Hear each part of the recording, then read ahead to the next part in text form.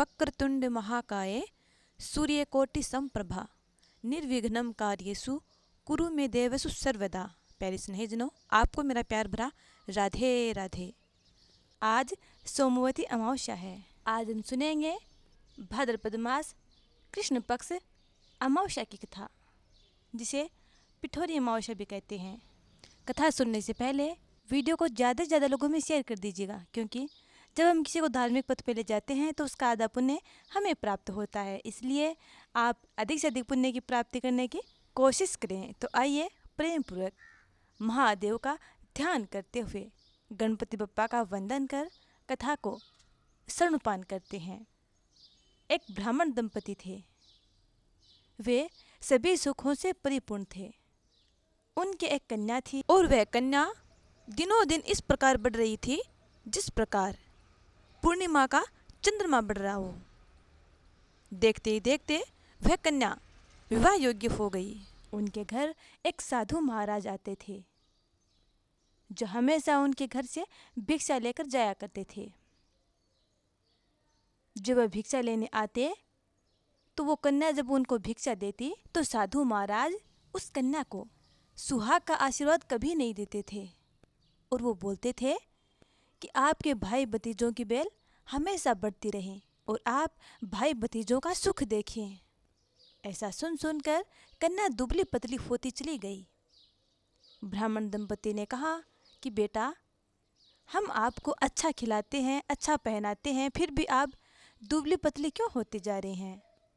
तब पुत्री ने कहा, हमारे घर जो साधु महाराज आते हैं वो मुझे सुहाग का आशीर्वाद ना देकर भाई भतीजों का आशीर्वाद देकर जाते हैं। दूसरे दिन ब्राह्मण दंपति छुप कर बैठ गए, और जैसे ही साधु महाराज आए, जैसे ही उस कन्या को आशीर्वाद दिया तो वे साधु महाराज के सामने आ गए और बोली, साधु महाराज, आप ऐसा क्यों बोलते हैं? आप हमारी पुत्री को सुहाग का आशीर्वाद क्यों नहीं देते हैं? तब साधु महाराज ने कहा कि आपकी पुत्री के हाथ में सुहाग की रेखा नहीं है, अर्थात विधवे की रेखा है। ऐसा सुनकर ब्राह्मण दंपति चिंता में पड़ गए और आश्चर्यचकित हो गए, बेहद दुखी हुए, और दुखी होते हुए उन्होंने साधु महाराज से प्रार्थना की, हे साधु महाराज, आप हमें ऐसा कोई उपाय बताइए जिससे हमारी कन्या सौभाग्यवती हो जाए, अर्थात उनका सुहाग अमर हो जावे। तब साधु महाराज ने कहा कि और तो कोई उपाय नहीं है, मेरे पास एक उपाय है, यदि आप कर सकते हैं तो कर लीजिए। ब्राह्मण दंपति ने कहा कि आप जो बोलेंगे हम करेंगे। तब साधु महाराज ने कहा कि यहाँ से 7 समुद्र पार एक सोना नाम की धोबन रहती है। वह महान पतिव्रता है। उनके व्रत में महान तेज है। यदि आपकी पुत्री उनकी सेवा करे और उनको प्रसन्न कर उनकी मांग से सिंदूर प्राप्त कर सके तो आपकी पुत्री का विधवे दूर हो सकता है, अन्य कोई उपाय नहीं है। ऐसा कहकर साधु महाराज वहां से आलोप हो गए। दूसरे दिन ब्राह्मण दंपति ने अपनी पुत्री को 7 समुद्र पार सोना नाम की धोबन के घर जाने के लिए आज्ञा दी। उनकी पुत्री जाने के लिए तैयार हो गई और वह घर से रवाना हो गई। चलते चलते वह थक गई और एक पेड़ के नीचे बैठ गई। अब वह सोचने लगी कि 7 समुद्र को कैसे पार करूं। उसी पेड़ पर एक चील का घोंसला था, जिसमें चील के बच्चे रहते थे, और उसी पेड़ पे एक सर्प रहता था, हमेशा उस चील के बच्चों को खा जाता था।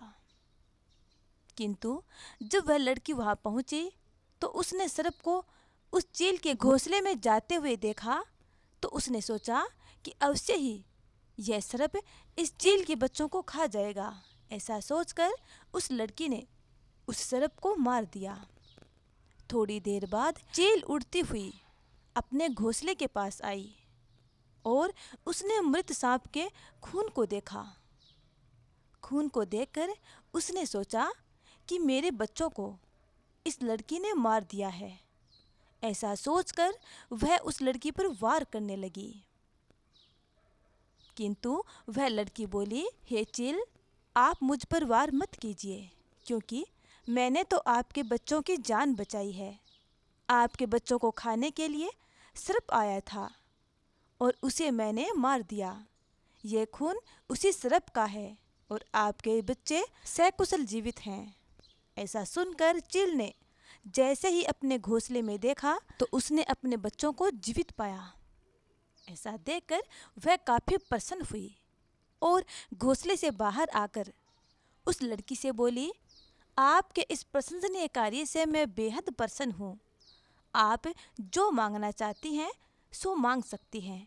मैं आपको वरदान देती हूँ कि आप जो मांगोगी मैं अवश्य पूर्ण करूँगी। तब उस लड़की ने कहा कि मैं और कुछ नहीं चाहती, सब कुछ है मेरे पास, बस एक कार्य है, यदि आप कर सकती हैं तो वचन दो। तब चील ने कहा कि जो आप बोलोगी वो मैं करूँगी। तब उस लड़की ने कहा कि आप मुझे 7 समुद्र पार सोना नाम की धोबन के घर पहुंचा दो। ऐसा सुनकर चील ने उस लड़की को अपने पंखों पर बैठाया और 7 समुद्र पार सोना नाम की धोबन के घर पहुंचा दिया और स्वयं वापस आ गई। अब वह लड़की सोना नाम की धोबन के घर सारे कार्य करने लगी। प्रातःकाल 4 बजे उठ जाती और सोना नाम की धोबन के उठने से पहले ही सारा घर का कार्य करके वापस चली जाती। ऐसा करते हुए उसे काफ़ी दिन बीत गए। सोना नाम की धोबन ने सोचा कि पहले तो मेरी बहुएं आपस में लड़ती थी काम को लेकर, अब तो बड़ी सयानी हो गई हैं कि आपस में मिल बांट कर मेरे उठने से पहले ही सारा काम कर लेती हैं। तब सोना नाम की धोबन से अपने बहुओं से पूछा, बहुओं, पहले तो आप काफ़ी लड़ाई करती थी, अब तो आप लड़ाई भी नहीं करती हैं और काम भी कर लेती हैं। तब बहुओं ने कहा कि माँ जी, हमने सोचा कि काम आप करती हैं। तब आपस में वे बातें करने लगी, तो फिर काम कौन करके जाता है घर का। दूसरे दिन सोना नाम की धोबन छुप कर बैठ गई और जैसे ही वह कन्या आई तो उसे काम करते हुए उसने देखा और जाकर उसके पैर पकड़ लिए कि आप इतने दिनों से हमारे घर का कार्य कर रही हैं और हमें पता तक नहीं चलने दिया। मैं आपकी सेवा भाव से बेहद प्रसन्न हूँ। आप जो मांगना चाहती हैं वो मुझसे मांगिए, मैं अवश्य पूर्ण करूँगी। तब उस कन्या ने कहा कि मैं और कुछ भी नहीं मांगना चाहती, बस आप मेरे साथ मेरे घर चलिए और मुझे सुहाग दीजिए। तब सोना धोबन ने उसे वचन दिया कि मैं आपके साथ अवश्य चलूँगी। ऐसा कहकर सोना नाम की धोबन ने अपने बहुओं से कहा कि आप यहीं पर रहना, अपने ससुर की सेवा करना, क्योंकि सोना नाम की धोबन के पति थोड़े अस्वस्थ थे। इसलिए अपने बहुओं को सेवा के लिए कहकर वह उस कन्या के साथ उसके घर चली गई। उसके घर जाते ही कन्या को फेरों में बैठाया गया और जैसे ही कन्या फेरों में बैठी और दूल्हा आया तो उसके दूल्हे की अचानक मृत्यु हो गई और चारों ओर अशांति फैल गई। तभी सोना नाम की धोबन ने अपनी मांग से सिंदूर निकाला और उस कन्या की मांग में लगाया। जैसे ही उस कन्या की मांग में सिंदूर लगाया कि उसका पति उठकर बैठ गया। इस प्रकार सोना धोबन ने उस कन्या को सुहाग दिया। उस कन्या को तो उसने सुहाग दे दिया, लेकिन जब उसने अपनी मांग से सिंदूर उतारा तो उसके पति की मृत्यु हो गई। अब सोना धोबन को पता चल गया कि उसके पति की मृत्यु हो गई और वह घर के लिए रवाना हुई। रास्ते में उसने एक पीपल का वृक्ष देखा। पीपल के वृक्ष की उसने 108 भौंरी देकर 108 परिक्रमा की। उस दिन सोमवती अमावस्या थी।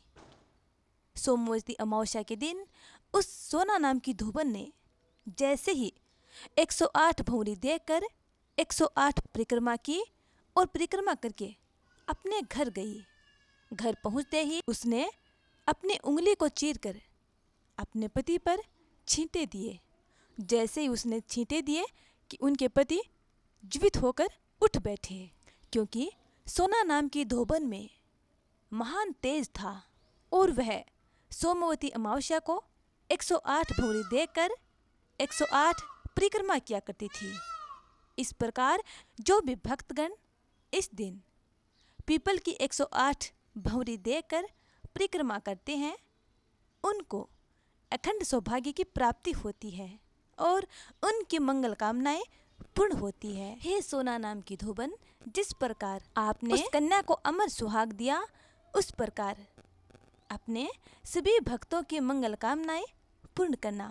तो प्यारे भक्तों, प्रेम से बोलिए जय सोमवती अमावस्या। अब सुनते हैं अगली कथा। वास्कल नामक गांव में बिंदुक नाम का एक ब्राह्मण रहता था। वह अधर्मी, दुरात्मा एवं महापापी था। उसकी स्त्री बहुत सुंदर थी। उसका नाम चंचुला था। वह सदा उत्तम धर्म का पालन करती थी, परंतु बिंदुक वेश्यागामी था। इस तरह कुकर्म करते हुए उसे बहुत समय व्यतीत हो गया। उसकी स्त्री काम से पीड़ित होने पर भी, सब धर्मनाश के भय से क्लेश सहकर भी काफी समय तक धर्मभ्रष्ट नहीं हुई, परंतु आगे चलकर वह भी अपने दुराचारी पति के आचरण से प्रभावित होकर दुराचारिणी और अपने धर्म से विमुख हो गई। इस तरह दुराचार में डूबे हुए उन पति पत्नी का बहुत सा समय व्यर्थ बीत गया। वेश्यागामी, दूषित बुद्धि वाला वह दुष्ट ब्राह्मण बिंदुक समयानुसार मृत्यु को प्राप्त हो नरक लोक में चला गया। बहुत दिनों तक नरक के दुखों को भोग कर वह मूढ़ बुद्धि पापी विंध्य पर्वत पर भयंकर पिशाच हुआ। इधर उस दुराचारी बिंदुक के मर जाने पर उसकी पत्नी चंचुला बहुत समय तक पुत्रों के साथ अपने घर में रहती रही। उसके पति की मृत्यु के बाद वह भी अपने धर्म से गिरकर पर पुरुषों का संग करने लगी। सतियां विपत्ति में भी अपने धर्म का पालन करना नहीं छोड़ती। यही तो तप है। तप कठिन तो है, लेकिन इसका फल बहुत मीठा होता है। विषयी इस सत्य को जानना ही नहीं चाहते, इसलिए वह विषयों के विष फल का स्वाद लेते हुए भोग करते हैं। एक दिन देवयोग से किसी पुण्य पर्व के आने पर वह स्त्री अपने भाई बंधुओं के साथ गोकर्ण क्षेत्र में गई। उसने तीर्थ के जल में स्नान किया एवं बंधुजनों के साथ यत्र तत्र घूमने लगी। घूमते घूमते वह एक देव मंदिर में गई। वहां उसने एक ब्राह्मण के मुख से भगवान शिव की परम पवित्र एवं मंगलकारी कथा सुनी। कथावाचक ब्राह्मण कह रहे थे कि जो स्त्रियां वे विचार करती हैं, वे मरने के बाद जब यमलोक जाती हैं, तब यमराज के दूत उन्हें तरह तरह से यंत्रणा देते हैं। वे उसके कामांगों को तप्त लोहे दंडों से दागते हैं। तप्त लोहे के पुरुष से उनका संसर्ग कराते हैं। वे सारे दंड इतनी वेदना देने वाले होते हैं कि जीव पुकार पुकार कर कहता है कि अब वह ऐसा नहीं करेगा, लेकिन यमदूत उसे छोड़ते नहीं हैं। कर्मों का फल तो सभी को भोगना पड़ता है। देव, ऋषि, मनुष्य सभी इससे बंधे हुए हैं। ब्राह्मण के मुख से यह वैराग्य बढ़ाने वाली कथा सुनकर चंचुला भय से व्याकुल हो गई। कथा समाप्त होने पर सभी लोग वहां से चले गए। तब कथा बाँचने वाले ब्राह्मण देवता से चंचुला ने कहा, हे ब्राह्मण देवता, धर्म को न जानने के कारण मेरे द्वारा बहुत बड़ा दुराचार हुआ है। स्वामी, मेरे ऊपर कृपा कर मेरा उद्धार कीजिए। आपके प्रवचन सुनकर मुझे इस संसार से वैराग्य हो गया है। मुझ मूढ़ चित्त वाली पापिनी को धिक्कार है। मैं निंदा के योग्य हूँ। मैं बुरे विषयों में फंसकर अपने धर्म से विमुख हो गई थी। कौन मुझ जैसे कुमार्ग में मन लगाने वाली पापिनी का साथ देगा? जब यमदूत मेरे गले में फंदा डालकर मुझे बांध कर ले जाएंगे और नरक में मेरे शरीर के टुकड़े टुकड़े करेंगे, तब मैं कैसे उन महायातनाओं को सहन कर पाऊंगी? मैं सब प्रकार से नष्ट हो गई हूँ, क्योंकि अभी तक मैं हर तरह से पाप में डूबी रही हूँ। हे ब्राह्मण, आप मेरे गुरु हैं, आप ही मेरे माता पिता हैं। मैं आपकी शरण में आई हूँ। मुझ अबला का अब आप ही उद्धार कीजिए। सूत जी कहते हैं, सोनग, इस प्रकार विलाप करती हुई चंचुला ब्राह्मण देवता के चरणों में गिर पड़ी। तब ब्राह्मण ने उसे कृपापूर्वक उठाया और कहा, चिंता मत करो, तुम डरो मत और भगवान शिव की शरण में जाओ। उनकी परम कृपा से तुम्हारे सभी पाप नष्ट हो जाएंगे। मैं तुम्हें भगवान शिव की कथा सहित वह मार्ग बताऊंगा जिसके द्वारा तुम्हें सुख देने वाली उत्तम गति प्राप्त होगी। ब्राह्मण बोले, नारी, तुम सौभाग्यशाली हो जो भगवान शंकर की कृपा से तुमने वैराग्यपूर्ण शिव पुराण की कथा सुनकर समय से अपनी गलती का एहसास कर लिया है। तुम डरो मत और भगवान शिव की शरण में जाओ। शिव कथा सुनने से तुम्हारी बुद्धि शुद्ध हो गई है और तुम्हें पश्चाताप हुआ है तथा मन में वैराग्य उत्पन्न हुआ है। पश्चाताप ही पाप करने वाले पापियों के लिए सबसे बड़ा प्रायश्चित है। पश्चाताप ही पापों का शोधक है। इससे ही पापों की शुद्धि होती है।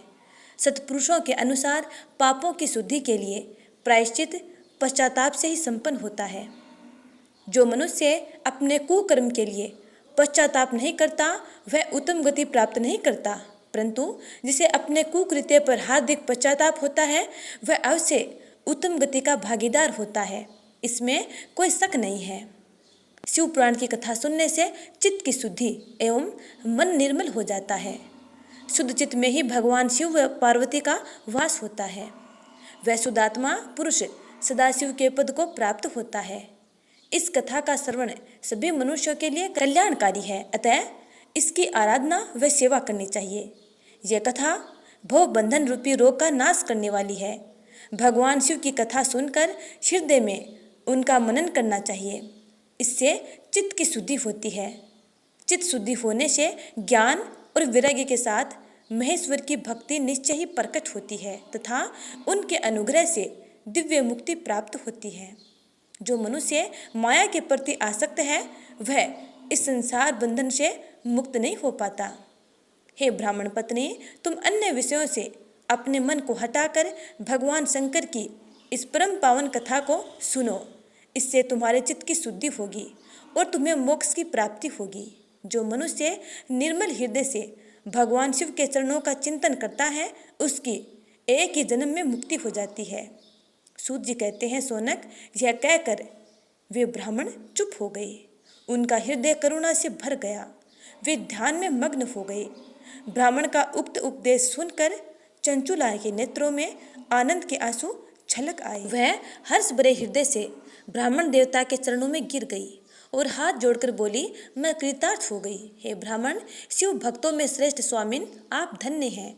आप परमार्थदर्शी हैं और सदा परोपकार में लगे रहते हैं। साधो, मैं नरक के समुद्र में गिर रही हूँ, कृपा कर मेरा उद्धार कीजिए। जिस पौराणिक एवं अमृत के समान सुंदर शिव पुराण कथा की बात आपने की है उसे सुनकर ही मेरे मन में वैराग्य उत्पन्न हुआ है। उस अमृतमय शिव पुराण कथा को सुनने के लिए मेरे मन में बड़ी श्रद्धा हो रही है। कृपा आप मुझे उसे सुनाइए।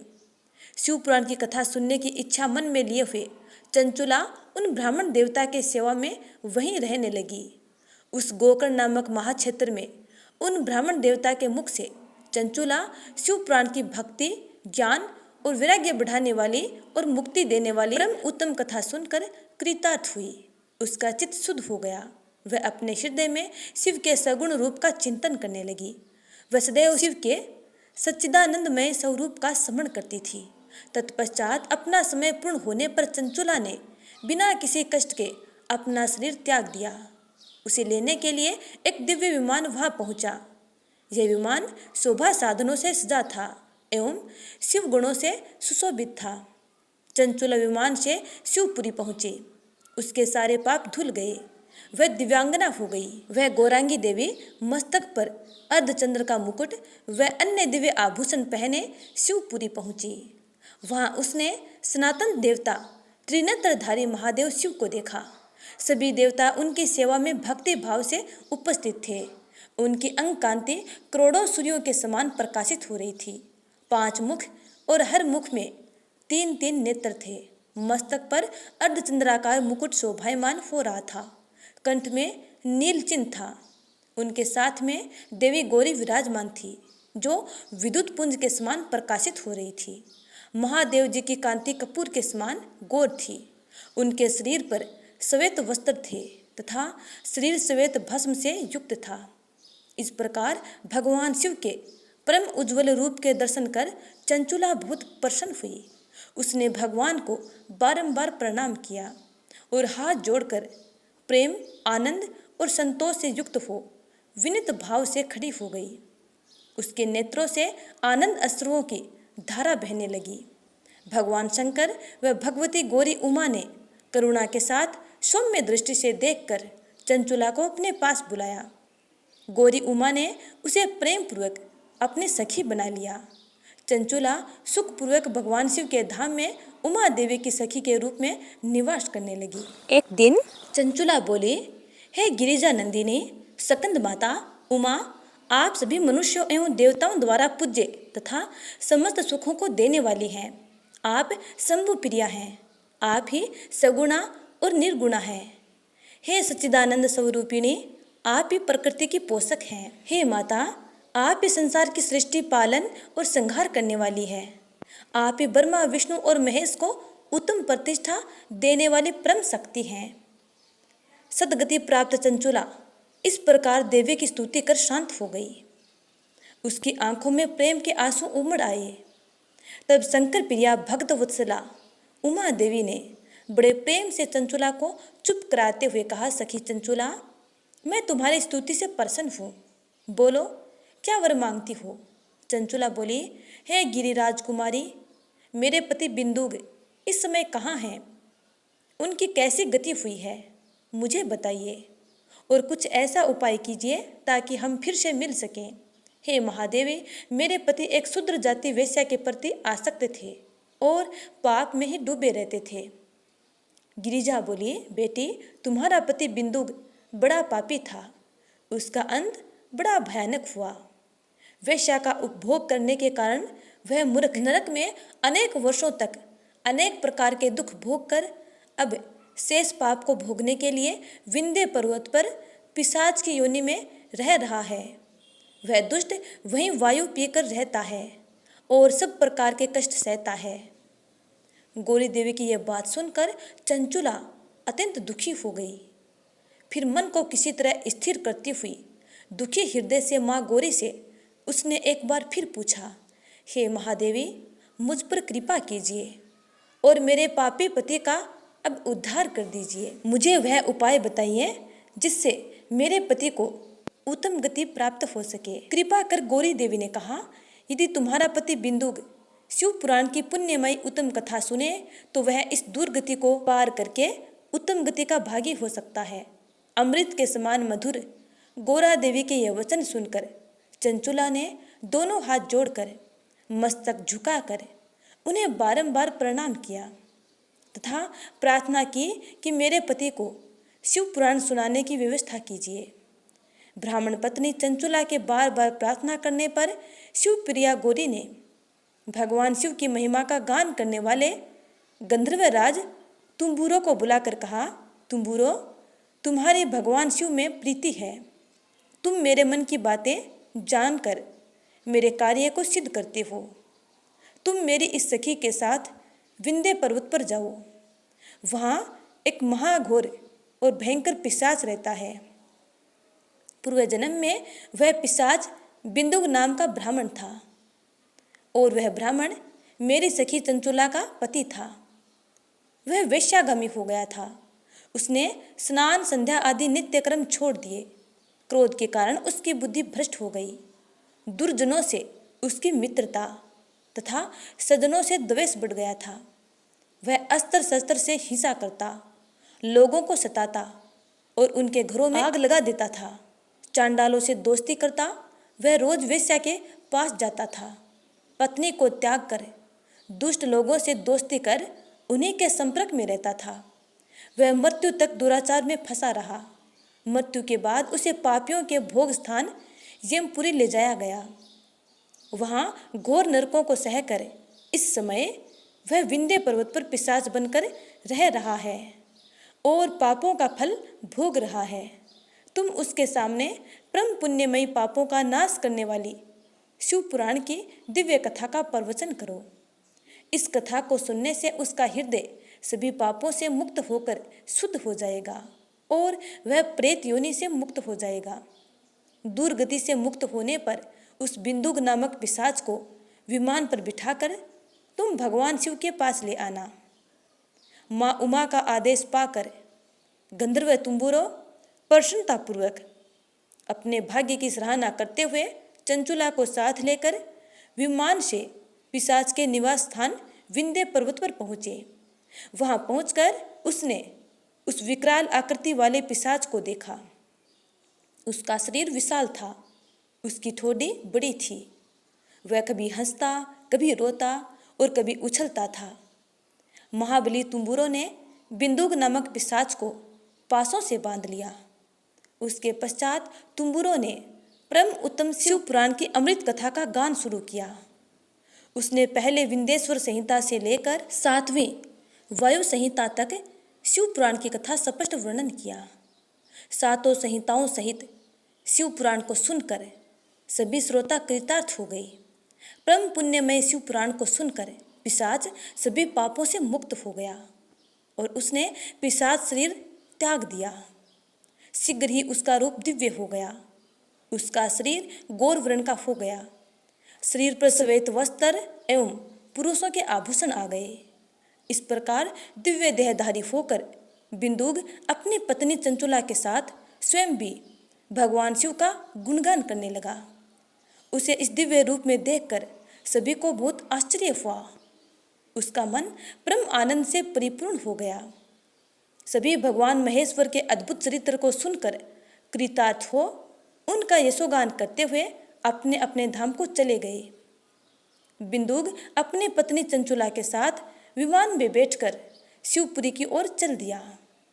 महेश्वर के गुणों का गान करता हुआ बिंदुक अपनी पत्नी चंचुला व तुम्बुरो के साथ शीघ्र ही शिवधाम पहुंच गया। भगवान शिव व देवी पार्वती ने उसे अपना पार्षद बना लिया। दोनों पति पत्नी सुखपूर्वक भगवान महेश्वर एवं देवी गौरी के श्री चरणों में अविचल निवास पाकर धन्य हो गए।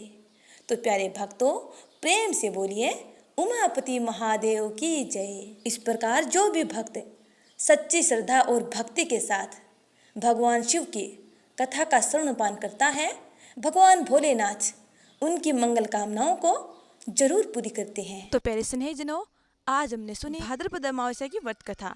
उम्मीद है कि आपको ये कथा पसंद आई होगी।